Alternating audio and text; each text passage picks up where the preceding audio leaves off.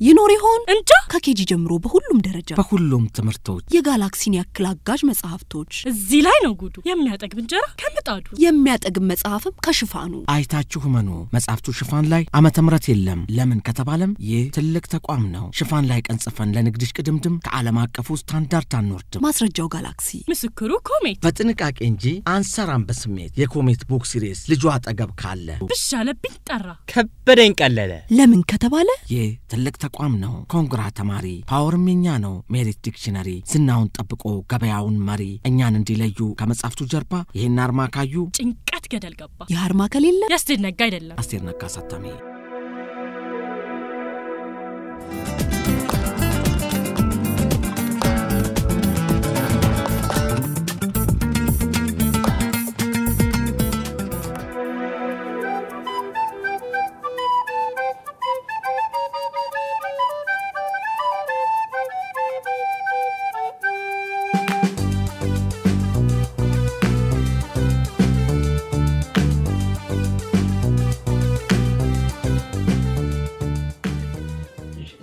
ናቸው ምዕራፍ 2 እየተገባደደ ነው የሚጀምረው ርዕስ ክፍልፋዎችና አራቱ መሰረታዊ ስሌቶች ናቸው በዚህ ላይ መጀመሪያውን ክፍል ስለ ክፍልፋዎች ጨርሰን ሁለተኛውን ክፍል ጀምረናል እንግዲህ ስለ ስሌት እስካሁን ባለፉት ክፍለ ጊዜያት ትኩረት ያደረግነው የትኛው ስሌት ላይ ነበር መደመርና መቀነስ ነው እንግዲህ ክፍልፋዎችን በተለያየ መንገድ መደመር እንደምንችል አይተናል በመጀመሪያው አካባቢ ትኩረት የሰጠነው ምን ነበር ታቶቻቸው ተመሳሳይ የሆኑ ክፍልፋዎችን መደመር ነበር እና እንደነዚህ አይነት ክፍልፋዎችን በቀላሉ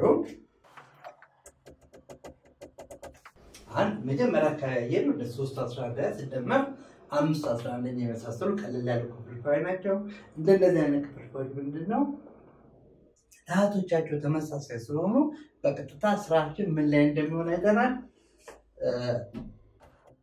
የነበረን ታት 11 እንወስዳለን ከዛ ሁለቱም ተመሳሳይ ታት ካላቸው ስራችን ምን ይሆናል ላሎቹ ናቸው ከላይ ያሉት ማለት ንምነተር ስምንላቸው 3 እና 5 ነው ስለዚህ ያለን ስሌት መደመር ስለሆነ አሁን ይሄንን 3ን እና 5ን እንደምራለን ወለታይ ምን ይሆናል 8 11ኛ ነው በመቀነሱም ደግሞ ያየናቸው አሉ ለምሳሌ 5 7 ሲቀነስ በሰውታ ነው አንዝ ያለን ስሌት የመቀነስ ስሌት ነው ታቶቹ ተመሳሳይ ስለሆኑ ስራችን በቀላሉ ምን ማድረግ ይሆናል ላሎቹን መቀነስ ነው 5 እና 2 እንቀንሳለን ከ5 2 ስንቀንስ 3 ይሆናል እና 3 7 ነው እንግዲህ በመጀመሪያ አካባቢ ያየናቸው ክፍልፋዮች ነበሩ በመቀጠል ወዴት ነበር ነው የተለያየ ታት ያላቸውን ክፍልፋዮች መደመር ነበር ያንን በጣም እንዲቀለል ስራችን እንዴት ነበር አንድን ክፍልፋይ ብንወስድ 1 2 ሲደመር 1 8 ነው እዚህ ላይ የ2 እና 8 የክፍልፋዩ ታቶች ናቸው የተለያየ ታት አላቸው እነዚህ ክፍልፋዮች ምንድነው የተለያየ ታት ያላቸውን ክፍልፋዮች ለመደመር መጀመሪያ ሁለቱን ታቶች በማየት አንድ አይነት ታት እንዲኖራቸው መስራት ያለብን ለምንድነው ምክንያቱም አንድ አይነት ታት ያላቸው ክፍልፋዮች በቀላሉ መደመር ወመቀነስ እንደምንችል ስለምናውቅ እንደነዚህ አይነት ክፍልፋዮችን አንድ አይነት ታት ወዳላቸው ክፍልፋዮች እንቀይራለን አዝገ 2 እና 8 ይታያል በቀላሉ መጀመሪያ ምንድነው አንዱን ታት ወደ ሌላው ታት የምንወስድበት መንገድ ካለ ያቀላል ነው ስለዚህ ጋር ይሄ ታቱ 2 ነው ይሄ 8 ነው ምንድነው ሁለትን በ4 በማብዛት ወደ 8 መሄድ እንደሚችል አይተናል አሁን ግን ሁለትን በ4 ስናበዛ የክፍልፋዩ ዋጋ ይቀንሳል ይሄ እንዲያው ምን ማድረግ አለብን የክፍልፋዩን ታት በ4 ካባዛን ለአሉንም በ4 ማብዛት አለብን ምን ለማግኘት አቻ ክፍልፋይ ለማግኘት የክፍልፋዩን ለአን በእና ታት በአንድ አይነት ቁጥር ማብዛት ወይ ደግሞ ለአንድ አይነት ቁጥር ማካፈል መቻል አለብን አሁን በቀላሉ ስናየው ምን ማድረግ እንችላለን የአንድ ሁለተኛ ለአልና ታት በማን ነው የምናበዛው ይሄ 2 ወደ 8 እንሄድልኝ ታቱ በ4 መባዛት አለበት ታቱ በ4 ሲባዛ እግረ መንገዱ ለአሉን በአራት መባዛት አለበት። ስለዚህ አንድ በአራት ስናበዛ አራት ይሰጠናል። ሁለት በአራት ስምንት ይሰጠናል። ማለት አራት ስምንተኛ ማለት ምንድነው? አንድ ሁለተኛ የተባለው ክፍልፋይ ለአራት ስምንተኛ አቻ ነው። ይህን ክፍልፋይ መልሰን ደግሞ ወደ አንድ ሁለተኛ መውሰድ እንችላለን። ለምን? አራት ስምንተኛ የተባለውን ክፍልፋይ ለአሉና ታሃቱን እዚህ በአራት እንዳባዛ ሁሉ አሁን መልሰን ለአራት ብናካፍሉ አራት ለአራት አንድ ይሰጠናል። ስምንት ለአራት ደግሞ ሁለት ስለሚሰጠን አንድ ሁለተኛና አራት ስምንተኛ አቻ ክፍልፋይ ናቸው። ስለዚህ አሁን ምንድነው ያቀማመጡ ስልት ነው የቀየረው። አንድ ሁለተኛ የሚባለውን ክፍልፋይ አራት ስምንት ብለን ጠራነው እና ሌላውን ተደማሪ አንድ ስምንት እናመጣለን። አሁን ምንድነው ያገኘነው አድቫንቴጅ? ጥሩ ነገሩ ምንድነው? ሁለቱም ተመሳሳይ ታሃት አላቸውና ተመሳሳይ ታሃት ያላቸው ክፍልፋይ ደግሞ በቀላሉ መደመር እንደምንችል አይተናል። ስለዚህ አሁን ታሃቱን እንጽፋለን። ስራችን ለአሉ ላይ አራት ሲደመር አንድ ይሆናል። አራት እና አንድ አምስት ስለሚሆን መልሳችን አምስት ስምንተኛ ነው። እና በዚህ ሁኔታ ሰርተናል። በመጨረሻም ላይ ያየነው እንደነዚህ ክፍልፋዮቹ በደመደመር ሄደን ነበረ። ሁለት አምስተኛ ሲደመር ሶስት አራተኛ ላይ ሁለት አምስተኛ ሲደመር ሶስት አራተኛ የሚለውን ክፍልፋይ ስንደምር አሁንም የምናየው አምስት እና አራት ታሃቶች ናቸው። እነዚህ የተለያዩ ታሃቶች ናቸው። የተለያዩ ታሃቶች ካሉ ወደ አንድ አይነት ታሃት መውሰድ አለብን ነው እና መጨረሻ የደረስንበት ድምዳሜ ምን ነበረ? እንደነዚህ አይነት የተለያየ ታሃት ሲኖረን ሁለቱንም ወደ አንድ አይነት ቁጥር መውሰድ የምንችለው የታሃቶቹን ትንሹን የጋራ ብዜት ኤልሲኤም በማግኘት ነው።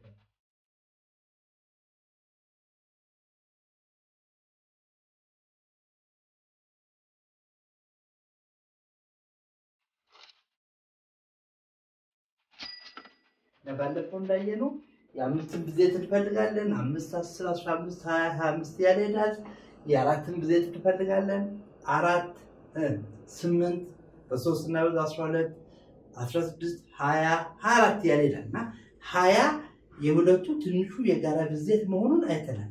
20 ትንሹ የጋራ ብዜት ከሆነ እያንዳንዱን ታሃት ወደ 20 መቀየር እንችላለን ማለት ነው። ለምሳሌ እዚህ ጋር 5 ነው ታሃቱ። 5ን ወደ 20 ለመቀየር 5 በ4 መብዛት አለበት። 4 ደግሞ ወደ 20 ለመቀየር 4 በ5 መብዛት አለበት። ስለዚህ 5ን በ4 እናበዛለን፣ 4ን በ5 እናበዛለን።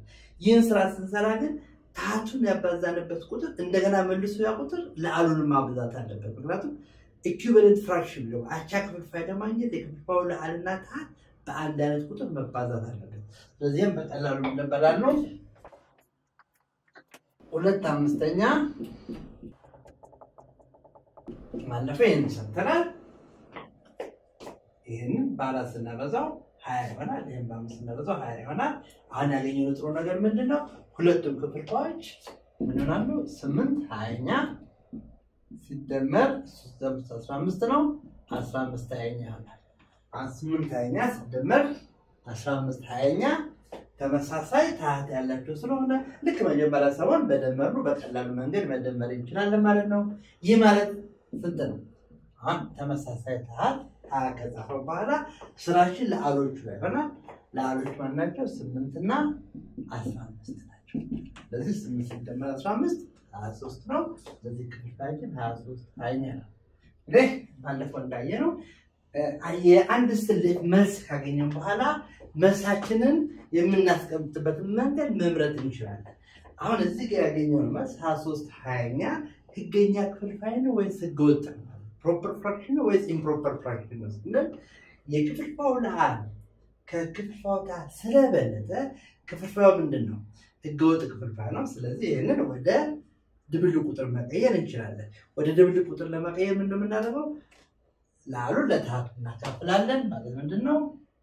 23ን ለ20 እናካፍላለን። 23 ሲካፈል 20 አንድ ጊዜ ይደርሳል። አንድ ጊዜ 20 ነው። ቀሪ ስንቀንሰው ቀሪ 3 ሰጠናል። እና ሁሉ ጊዜ የምናየው ምንድነው? መጀመሪያ ሁሉ ጊዜ ድርሻችን እንዳለን ይሆናል። ካልባል ድርሻው 1 ነው።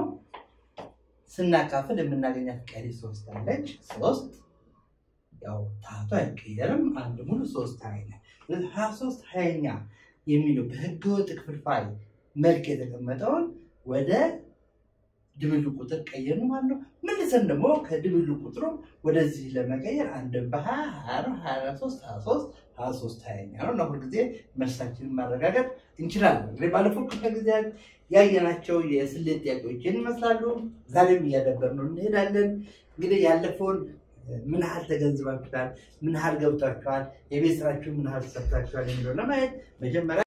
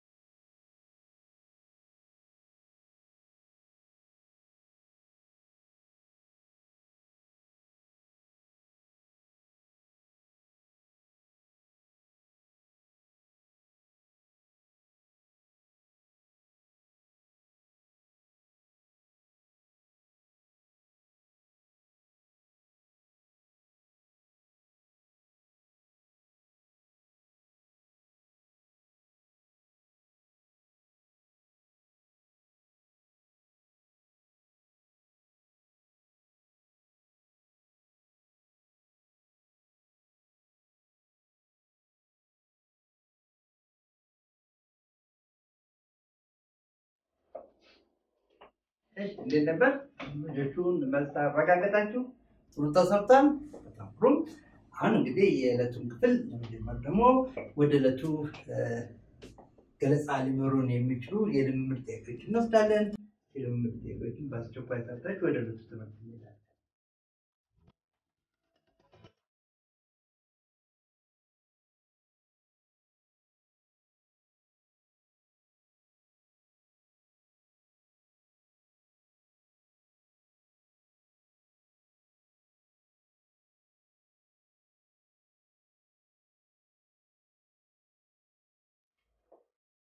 እሺ እንግዲህ የልምምድ ጥያቄዎችን ሰርታችኋል። እንዴት ነበሩ? ጥሩ ነበሩ? እስኪ መልሳችሁን አረጋግጡ።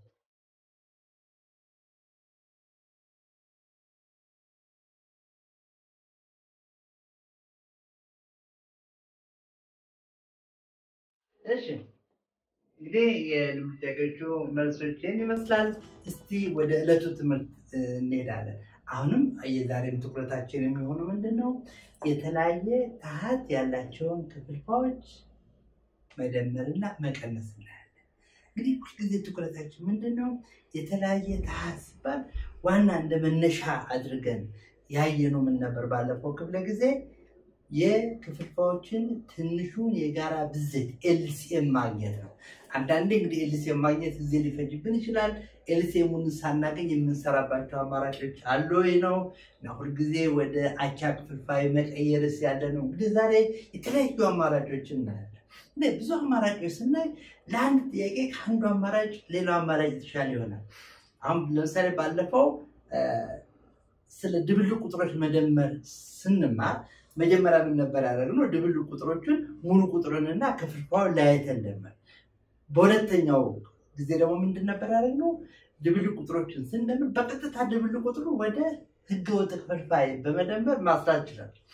አንዳንዴ አንዱ ካንዱ ይሻላል ብለን እንግዲህ ያየነው በቤት ስራ ጥያቄዎቻችሁ ስትሰሩ የትኛውን መንገድ እንደተጠቀማችሁ የትኛውን መንገድ እንደቀለላችሁ ማየት ይቻላል። ይህን ማድረግ የሚቻለው መንገዱ አንድና አንድ ነው። ምን ብዙ ጥያቄ መስራት ብዙ ጥያቄ መለማመድ። ሂሳብን ለመማር ጥሩ መንገዱ ምንድነው? ሂሳብን መስራት ነው። ብዙ በሰራን ቁጥር ብዙ ነገር የራሳችን የሆነ ጭንቅላታችን ውስጥ የምናስቀምጥ አሴት አለ። ያ ነገር በጣም ይጠቅመናል። ስለዚህ ሁልጊዜ ሂሳብን ለመማር ወሳኙ ነገር ሂሳብን መስራት ነው። ሂሳብን ጓደኛ ማድረግ ነው። ከጓደኞቻችን ጋር ከቁጥሮች ጋር አሁንም እየተጫወትን እንሄዳለን። እስቲ አንድ ክፍልፋይ ለመደመር በሁለት መንገድ እንሞክራለን።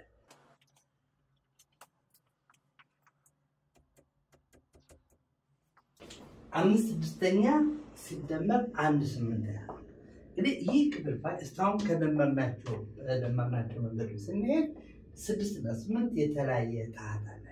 ስለዚህ አሁን ምንድነው 6 እና 8ን ወደ አንድ አይነት ማለት ይሄንን ወደ አቻ ክፍልፋይ በመቀየር የክፍልፋዮቹን ማለት የ5 ስድስተኛንና የ1 8ኛን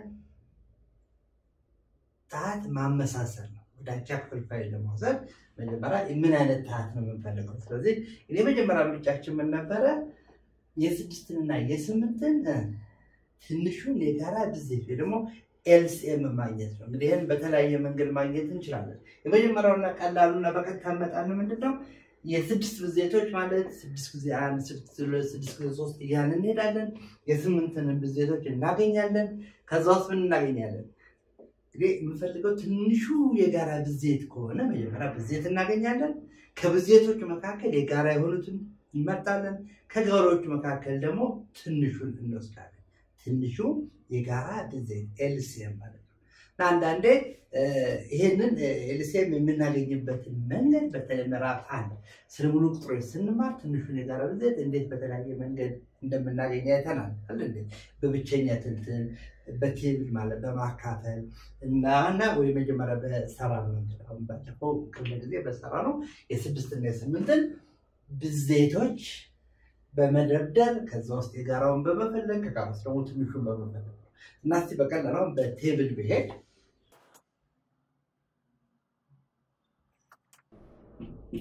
የ6 እና የ8ን ትንሹ የጋራ ብዜት ኤልሲኤም ማግኘት ቴብል መጠቀም እንደቻል ባለፈው አይተናል። አሁን 6 እና 8ን በጋራ ሁለት ሊያካፍል ይችላል። ብዙ ጊዜ ከብቸኛ ቁጥሮች ነው የምንጀምረው ማለት ሁለቱንም የሰጡትን ቁጥሮች የተሰጡንን ቁጥሮች ሊያካፍሉ የሚችሉ ብቸኛ ቁጥሮች እንመርጣለን። አሁን ከሁለት ብንጀምር ጥሩ ነው። ለምን 6 ነው 8 የሚያካፍላል 6 2 3 ነው 8 4 ይሆናል። አሁን በማንቀጥል አሁን በሁለት መሄድ እንችላለን። 3 ስለማይካፈል እናወርደዋለን። 4 2 2 ይሆናል። አሁን በሁለት እንሞክራለን። ለምን ሁለት ስላለች ነው። 3 2 ስለማይካፈል እናወርደዋለን። 2 2 1 ይሆናል። አሁን በመጨረሻ 3ን ለመጨረስ 3 ለ3 አንድ ጊዜ ይሆናል። እንጨርስም አለ ሁሉም አንድ ኮለል እና ትንሹ የጋራ ብዜት የምንለው የነዚህ ቁጥሮች ብዜት ነው። 2 ጊዜ 2 4 4 ጊዜ 2 8 8 ጊዜ 3 24 24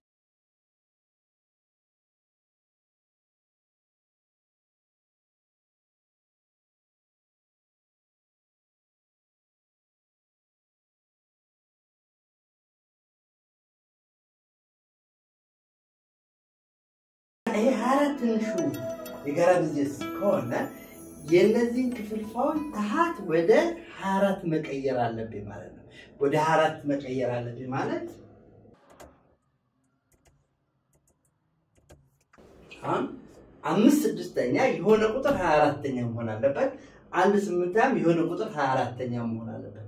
ያን ደግሞ ምንድነው 6ን 24 አድርገናታል። ኦሬዲ 24 ያደረግናት ግን በስንት አባዝተን ነው 6ን 24 ያደረግነው? 6ን 24 ያደረግነው ይሄን በ4 አባዝተን ነው።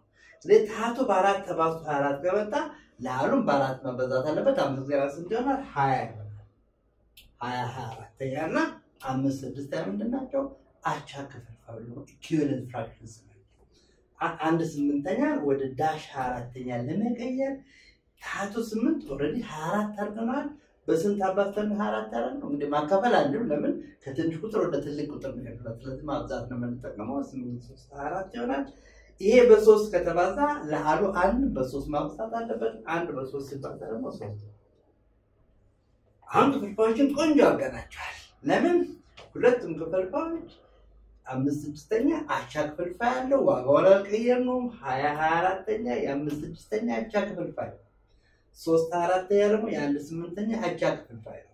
ስለዚህ ሁለቱ አቻ ክፍልፋዮች ከሆኑ በቀጥታ ምንድነው የምናደርገው? 24 አለ ተመሳሳይ ታህት እንወስድና ለአሎቹ ማለት 20 እና 3ን ስሌቱ መደመር ስለሆነ እንደምራቸዋለን። 20 ሲደመር 3 3 4 መልሳችን ሆናል። እኔ መልሳችን ዝቅተኛ ክፍልፋይ ነው የተቃለለ ነው ሎስ ተርም ነው ማለት ዝቅተኛ ሂሳባዊ ቃል ነው ስለዚህ መልሳችን ይደርሳል እሺ አንዳንድ ጊዜ ደግሞ ትንሹ የጋራ ብዜት ኤልሲኤም ማግኘት ባንፈልግስ እንደዚሁ መሄድ እንችላለን እስቲ ነው አብረን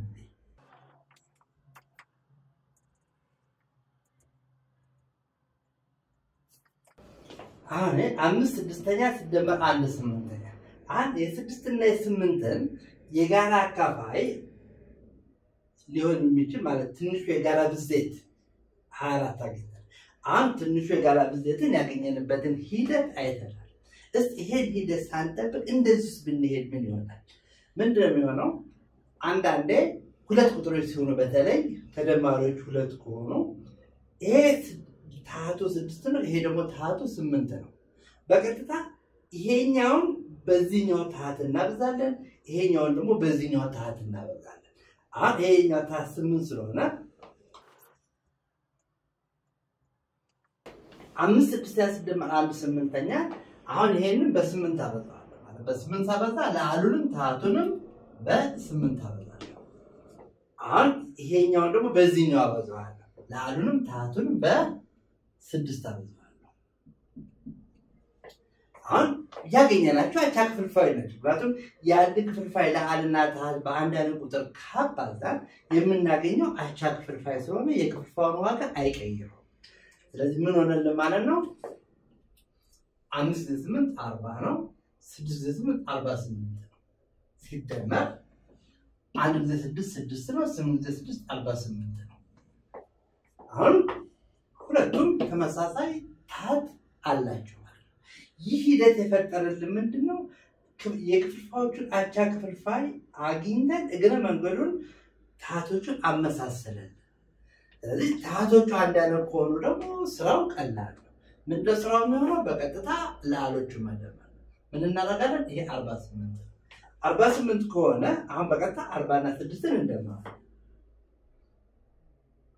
ስንጀራል 46 48 አሁን ቅድም ያገኘነው 33 4 ግን በዚህ መንገድ ስንጠቀም ማለት ትንሹን የጋራ ብዜት ሳንፈልግ በቀጥታ ካባዛን መልሳችን 46 48ኛ ነው ግን ይሄ 46 48ኛ ከፍተኛ ሂሳባዊ ቃል ነው ያልተቃለለ ክፍልፋይ ነው ወደ ሎስት ተርም ወይ ደግሞ ወደ ዝቅተኛ ሂሳባዊ ቃል መውሰድ አለበት እንግዲህ ከከፍተኛ ሂሳባዊ ቃል ወደ ዝቅተኛ ሂሳባዊ ቃል ለመውሰድ ምን እንደምናደርገው የክፍልፋዩን ለአልና ታህት በአንድ አይነት ቁጥር እናካፍላለን አሁን አንድ የጋራ አካፋይ ብንል ለ46 እና ለ48 ሁለቱንም ያካፈላቸዋል 46 ለ2 ስናካፍል ምን ይሆናል 23 ይሆናል 48 ለ2 ብናካፍል 24 ስለዚህ ለአልና ታህቱን በተመሳሳይ ቁጥር በማካፈል ወደ አገኘነው መልስ እንሄዳለን ስለዚህ መልሳችን እግረ መንገዱን ትክክል መሆኑን እናረጋግጣለን ይሄኛው መንገድ ስንሰራ ብዙ ጊዜ ምንድነው ትልልቅ ቁጥሮች ያጋጥመናል እና መጨረሻ ላይ መልሳችንን እንድናቃለው ወደ ዝቅተኛ ሂሳባዊ ቃል እንድንወስድ ይጠበቅብናል ማለት ነው እሺ ግን ተጨማሪ ምሳሌዎች በማየት እናዳብረዋለን ሐሳቡ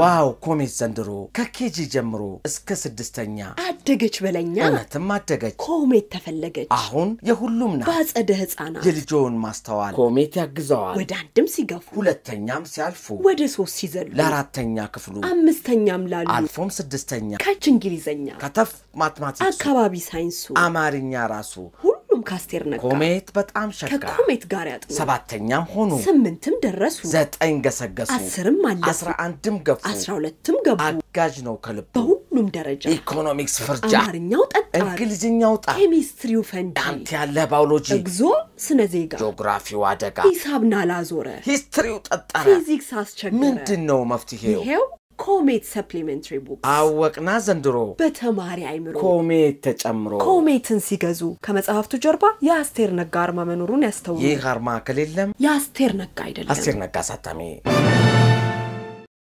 እሺ አንድ ጋር አደገ ተሻለ 6 ሙሉ 3 4ኛ ሲደመር 4 ሙሉ 1 6ኛ ነው እንግዲህ ምን ልክ ተመሳሳይ ሂደት ነው የምንከተለው ባለፈው ምን ነበር ያለው መጀመሪያ ትንንሽ ክፍልፋዮችን ደመርን አንድ አይነት ታህት ያላቸውን ከዛ በኋላ አንድ አይነት ታህት ኖሯቸው ደግሞ ወደ ድብልቅ ክፍልፋዮችን መደመር ችለን ነበረ። አሁን ይሄ ጊዜ ባለፈው ካየናቸው የሚለየው ምንድነው? 6 ሙሉ 3 4 ሲደመር 4 ሙሉ 1 6ኛ ሁለት ድብልቅ ቁጥሮችን ነው የምንደምረው። ሚክስድ ፍራክሽንስ ናቸው። ግን ከቀደም ብለን ካየናቸው ሚክስድ ፍራክሽንስ የሚለየው ምንድነው? ታህቶቹ 4 እና 6 የተለያዩ መሆናቸው ነው። እንግዲህ የተለያየ ታህት ሲኖረን አሁንም ቀደም ብለን የተጠቀምበትን መንገድ መጠቀም ይቻላል። ከዚህ በተለያየ መንገድ ይሄን ነገር ለማየት እንሞክር። የመጀመሪያ ልክ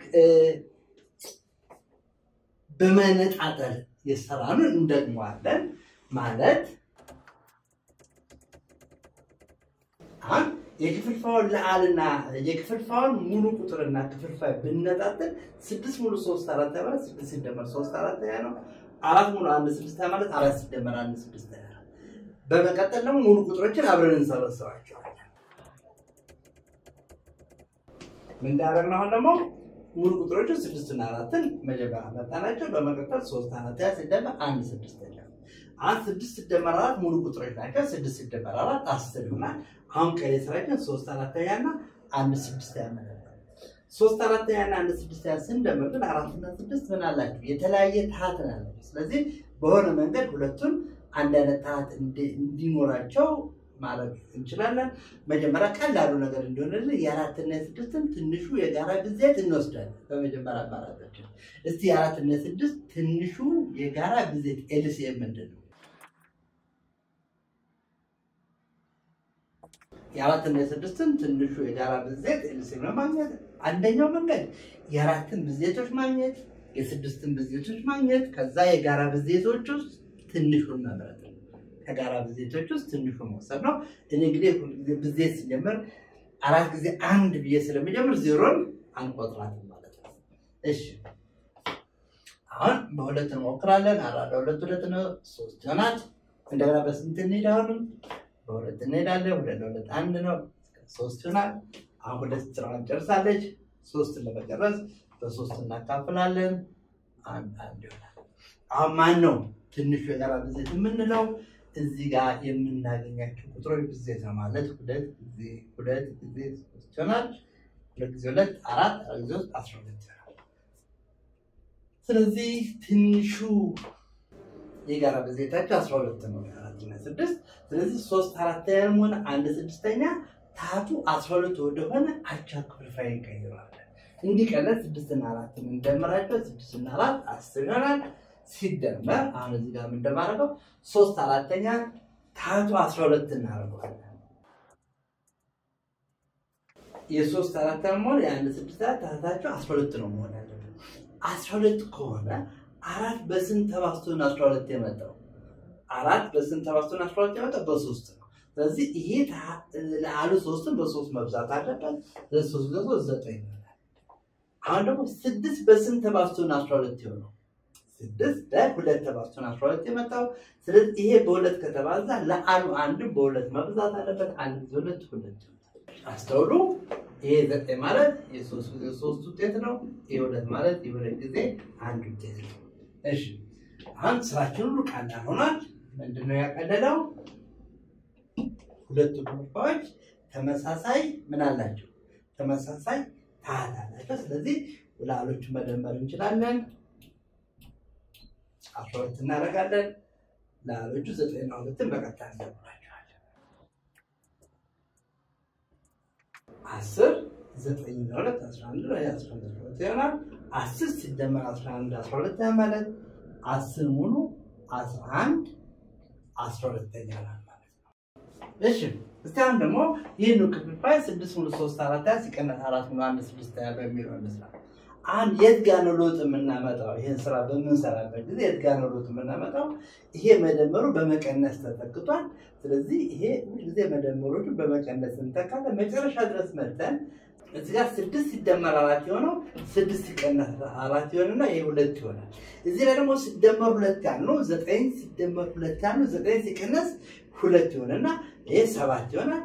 ይሄ 6 ሲቀነስ 4 2 ስለሆነ 2 ሙሉ 7 12ኛ ወደሚለው ብሄድ እንችላለን። እስቲ ይሄኛውን ደግሞ አሁን ይሄኛውን በዚህ መንገድ ማለት ክፍልፋዮቹንና ሙሉ ቁጥሮቹን በመነጣጠል ማለት እዚህ ጋር 6 ሲደመር 3 አራተኛ ሲቀነስ 4 ሲደመር 1 6 በሚለው አድርገን መስራት እንችላለን። ሌላ አማራጫችን ደግሞ ያየነው ምን ነበረ? በቀጥታ ክፍልፋዩን ወደ ህገወጥ ክፍልፋይ መቀየር። ክፍልፋዩን በቀጥታ ወደ ህገወጥ ክፍልፋይ መቀየር ነበር። እስቲ አብረን እንይ። 6 አራተኛ 6 ሙሉ 3 አራተኛ ወደ ህገወጥ ክፍልፋይ ስንቀይረው ኢምፕሮፐር ፍራክሽን 6 ጊዜ 4 24 24 እና 3 27 27 አራተኛ ሲቀነስ 4 ሙሉ 1 6 ማለት 4 ጊዜ 6 24 24 እና 25 ስድስተኛ። እሺ አሁን 27 4 ሲቀነስ 25 ስድስተኛ ወደሚለው ቀየር ነው። አሁን እዚህ ጋር 4 እና 6 ምንድን ናቸው? 4 እና 6 የተለያየ ታሃት ናቸው። ታሃቶቻቸው የተለያየ። ስለዚህ ወደ አንድ አይነት ታሃት ለመውሰድ ምን ማድረግ አለብን? የክፍልፋዩን አልና ታሃት በአንድ አይነት ቁጥር ማብዛት አለብን። ያ ቁጥር እንዲመቸን የ4 እና 6ን ትንሹ የጋራ ብዜትን እንወስዳለን። እንግዲህ በዚህኛው ሂደት የ4 እና 6ን ትንሹ የጋራ ብዜትን በቴብል አግኝተናል። ማን ነበር? 12 ነበር። ስለዚህ ወደ 12 እንቀይራለን ማለት ነው። የሁለቱንም ታሃት 12 አደርጋለሁ። መካከላቸው ያለው ስሌት መቀነስ ነው። 4 ወደ 12 ለመምጣት 4 በስንት ተባዝቶ ነው 12 የመጣው? 4 በ3 ተባዝቶ ነው 12 የመጣው። 4 በ3 ከተባዛ ታሃት ለአሉ 27 በ3 መብዛት አለበት። ስለዚህ አሁን 27 ጊዜ 3 አደርገዋለሁ። ሌላው ነገር ደግሞ 6 ወደ 12 ለመሄድ በ2 ተባዝቷል። ታሃቱ በ2 ከተባዛ ይሄ ለአሉም በ2 መብዛት አለበት። ስለዚህ አሁን 25 ሲባዛ በ2 አደርገዋለሁ። አሁን የምንሰራ 27 ሲባዛ በ3 አንድ ነው። 3 ነው 81 ይሆናል። 81 12ኛ ሲቀነስ 25 ጊዜ 2 50 ነው። 50 12ኛ አሁን 81 12ኛ ሲቀነስ 50 12ኛ ማለት ነው።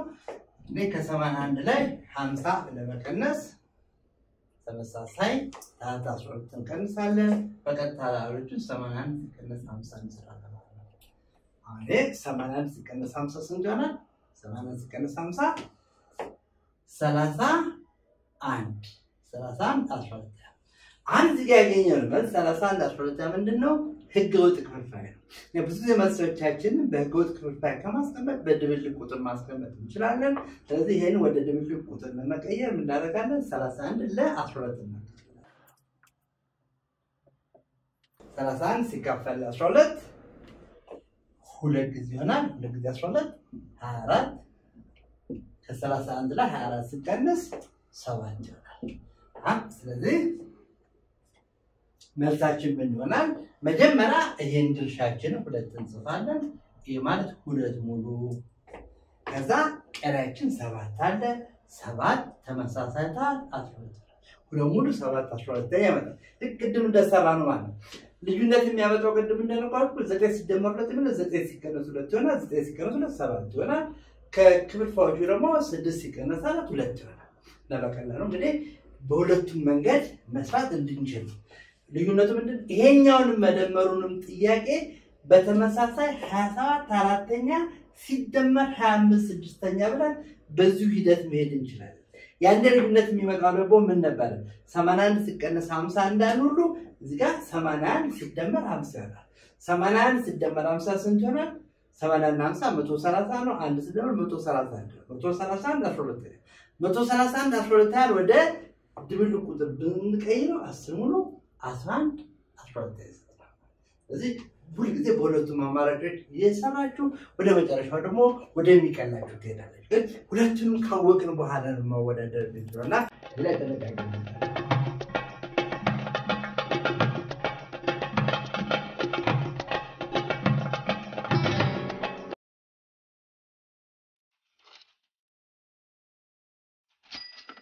እንግዲህ ክፍልፋዮችን በተለያየ መንገድ ነው ዋናው ሐሳብ ከዚህ ያወጣም። አሁን በሚቀጥለው ክፍለ ጊዜ ደግሞ ተጨማሪ ነገሮችን እናያለን። ግን ተጨማሪ መንገዶችን ተጨማሪ ዘዴዎችን እያየን እንግዲህ አንዱን ከሌላው እያወዳደርን የበለጠ ልምምድ እናደርጋለን። ልክ ወደ ድብልቅ ቁጥሮች ስንመጣ መነሻችን የነበረው ምን ነበር ትዝ ካላችሁ? 2 ሲደመር 1 ሁለተኛ ነው። 2 ሲደመር 1 ሁለተኛ 2 ሙሉ 1 ሁለተኛ ይመጣል። 4 ሲደመር 2 ሶስተኛ ቢባል ተገራለን 4 ሲደመር 2 ሶስተኛ 4 ሙሉ 2 ሶስተኛ ነው።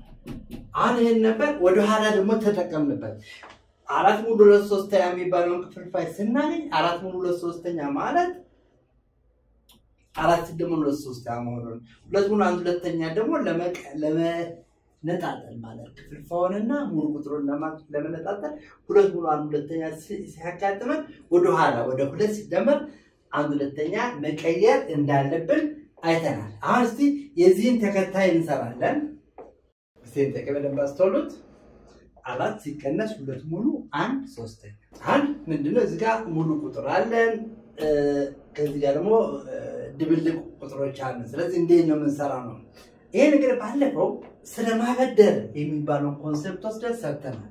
አሁን በሁለት መንገድ ይሄን ጥያቄ እሰራለሁ። በሁለት መንገድ እሰራለሁ። የመጀመሪያ ነገር ምንድነው? አራትን እንዴት አድርጌ ልጽፋት እችላለሁ? 4 ማለት 3 ሲደመር 1 ብዬ ልጽፍ እችላለሁ። ምንም ለውጥ አላመጣም። ሲቀነስ 2 ሙሉ 1 ሶስተኛ ሆነ። አሁን 3 ሲደመር 1 4 ነው የሚሆነው። ግን አሁን እቺን አንድን እንደ 1 ሶስተኛ እንደ ክፍልፋይ አድርጌ ማለት ታቱ 3 ወደ ሆነ ክፍልፋይ ለመውሰድ አንድ ምን አድርጌ መጻፍ እችላለሁ? 3 ያላረጋችሁ 3 ሲደመር 1 ማለት 3 ሶስተኛ ከዚያ 3 ጋር አታገናኙ። 3 ሲደመር 1 ማለት 3 ሲደመር 3 ሶስተኛ ማለት 1 ነች። 1 ሲቀነስ 2 ሙሉ 1 ሶስተኛ። አኔ ለምንድን ነው ወደዚህ የመጣሁት? ወደ በፊት መንገዳችን ለመመለስ ነው። አሁንም ይሆናል እናለን አንደኛው ሙሉ ቁጥሮችን እንደጠለን እናወጣቸዋለን። 3 ሲቀነስ 2 ክፍልፋዮቹ ደግሞ 3 ሶስተኛ ሲቀነስ 1 ሶስተኛ ማለት ሲቀነስ 2 ሙሉ 1 ሶስተኛ ማለት ሲቀነስ 2 ሙሉ 1 ሶስተኛ ማለት ሲቀነስ 2 እና ሲቀነስ 1 ሶስተኛ ነው። በቀነስ ለሁለቱም 1 ሶስተኛ ስለምሳሌ አሁን ጥያቄው ቀለል ብሏል። ለምን ከ3 ላይ 2 ስንቀንስ ሙሉ ቁጥር 1 ይሰጠናል። እዚህ ላይ ደግሞ 3 ሶስተኛ ሲቀነስ 1 ሶስተኛ በጣም ቀላል ነው። ለምን ሁለቱም ተመሳሳይ ታሃት ስላላቸው ሲደመር ታሃቱን 3 አድርገን ያለው ስሌታችን መቀነስ ስለሆነ ለአሎቹን ቀንሳለሁ። 3 ሲቀነስ 1 ይሆናል። 1 ሲደመር 3 ሲቀነስ 1 2 ይሆናል። 2 ሶስተኛ 1 ሙሉ 1 ሲደመር 2 ሶስተኛ ነው። የማን ደግሞ በቀላሉ ግልክ እንደባል ቀደም ብለን እንዳየነው 1 ሲደመር 2 ሶስተኛ ማለት 1 ሙሉ 2 ሶስተኛ ነው። 1 ሙሉ 2 ሶስተኛ ሲያጋጥመን ወደ 1 ሲደመር 2 ሶስተኛ እንደምንፈልገው መቀየር እንችላለን። ለይከፍታ 1 ሙሉ 2 ሶስተኛ። ሌላ አማራጫችን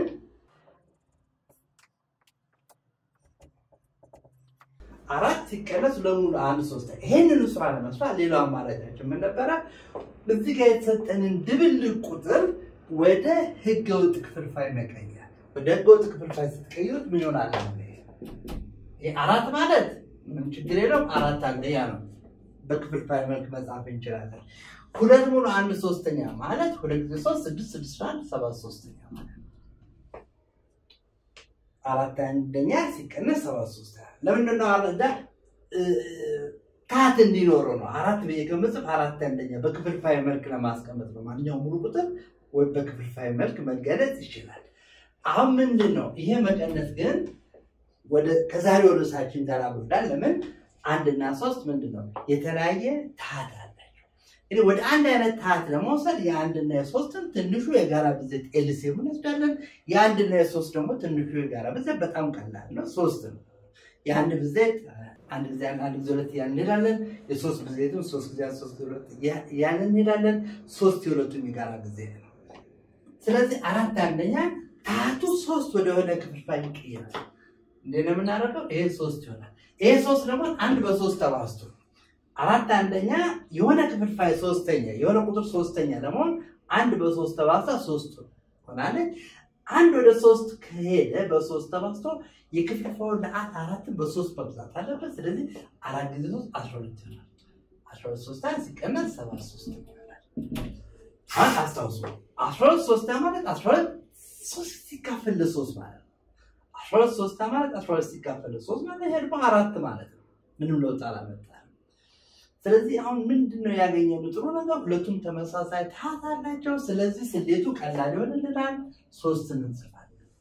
3 እንጽፈን አሁን ከ12 ላይ 7 እንጽፋለን። 12 ሲቀነስ 7 5 ነው። ስለዚህ መልሳችን ምን ሆነ? 5/3 5/3 ምንድነው? ህገወጥ ክፍልፋይ ነው። ይሄን ህገወጥ ክፍልፋይ ወደ ድብልቅ ቁጥር መቀየር እንችላለን።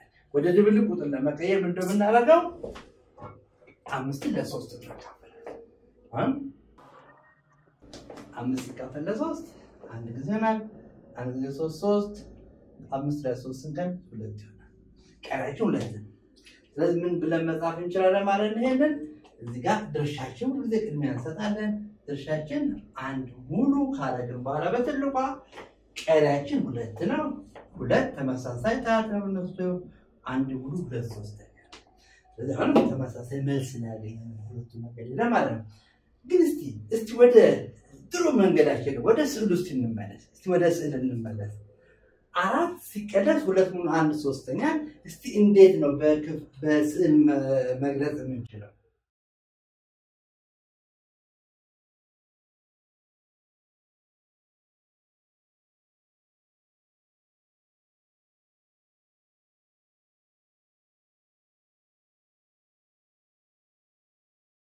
እሺ አሁን በቀላሉ እዚህ ጋር 1 2 3 4 ሙሉ ነገሮች ይታዩኛል። ያንዳንዳቸው 3 ቦታ ተከፍሏል። ለምን 3 ተከፋልኩት? ያው የክፍልፋዩ ታህት 3 ስለሆነ አንድ ሙሉ ነገር 3 ቦታ መከፈሉን ለማሳየት ነው። አሁን ይህ ነገር ከአራት ላይ 4 ሙሉ አለና ያው 4 ሙሉ 1 2 3 4 ሙሉ ነገር አለ። ከአራት ሙሉ ነገር ላይ ምንድነው መቀነስ የፈለኩት? 2 ሙሉ 1/3 ነው። 2 ሙሉ ቀንሱ ስትባሉ 2 ሙሉ ቀንሱ። ይሄን ታወጣላችሁ፣ ይሄን ታወጣላችሁ። 2 ሙሉ ቀንሳችሁ 2 ሙሉ 1/3 1/3 ደግሞ ከሄድ ነው። አሁን 1/3 ይሄ 3 ቦታ ተከፍሏል። ስለዚህ 1/3 ማለት እቺ አንዷ አለች። አሁን ቀሪዎቹ እነዚህና እቺ ክፍል ነች ማለት ነው። ይሄ ማለት ምን ማለት ነው? 1 ሙሉ ማለት ነው። እቺ ቀሪዋ አሁን 1/3 2 ሙሉ 1/3 ነው ተሰቁት። 2 ሙሉ እነዚህ ናቸው። 1/3 ደግሞ እቺ። ስለዚህ 2 ሙሉ 1/3 3 እዚህ ጋር ቀሪ 2/3 አለ። ስለዚህ 1 ሙሉ 2/3 ሆኖ በቀላሉ ማየት እንችላለን ማለት ነው። እንግዲህ በዚህ ሁኔታ ነገሮችን እያዳበርን እንሄዳለን። እንግዲህ ክፍልፋዮችን እያሳደግን የተሻለ ቴክኒክ እያየን አማራጮችን እያየን እናንተ ደግሞ ብዙ አማራጮችን አውቃችሁ ከብዙዎቹ መካከል የምትወዱትን የሚመቻችሁ በየጊዜው እንደ ጥያቄ ሁኔታ መምረጥ የምትችሉበት ደረጃ ላይ መድረስ አለባችሁ። እንግዲህ የትምህርት ጊዜ ለመጨረስ በዚህ ላይ መልመጃዎች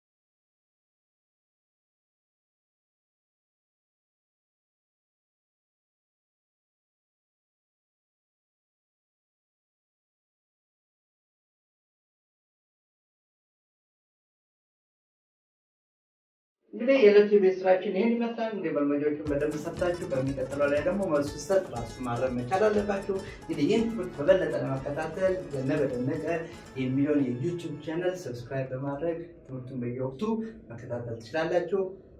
በተጨማሪ ሂሳብን ከመምህር ዘነበ ጋር የሚሉት መጽሐፍ በየመጽሐፍ መደብሩ ሰባለ በተለይ ለገሃድ አፈር መጽሐፍት መደብር 4 ኪሎ ደግሞ ከቅድስት ሥላሴ ዩኒቨርሲቲ ኮሌጅ ህንጻ ስር ቤሱ መጽሐፍ መደብር አለ 4 ኪሎ ዩኒቨርሲቲ መጽሐፍት መደብር አለ እና እነዚህ መጽሐፍት መደብሮች ላይ በስተቀር ተቀምጣላችሁ የትምህርቱን ያለበት ኔዳለን አብራችሁ ስለነበራችሁ አመሰግናለሁ ፓወር ፕሮብሌም ሶልቨር ቡክስ ካስቴር ነጋ ሳታሚ ቺርስ ይኸውና ፓወር በየአይነቱ ለ78 ፓወር ነው ጉልበቱ ለ9 ለ10 ፓወር ነው ፓወሩ ለ11 ለ12 ፓወር ደረሰለት በተማሪ አይምሮ ፓወር ተጨምሮ ሲያጠኑ ደስ ይላል ሲፈተኑም ቀላል ፓወር ምን ተስኖ ግልጥልጥ ያለ ኖት በደንብ የተብራ ጥራቱ የሚያኮራ ጠንቀቅ ያለ ስራ ከዚህ መጽሐፍ ጋር ልጆን ያገናኙ ልክ እንደተመኙ በፓወር ታግዞ ወደ ኮሌጅ ጉዞ ፓወር ፕሮብሌም ሶልቨር ካስቴር ነጋ ሳታሚ ስልክ 0955 27 27 27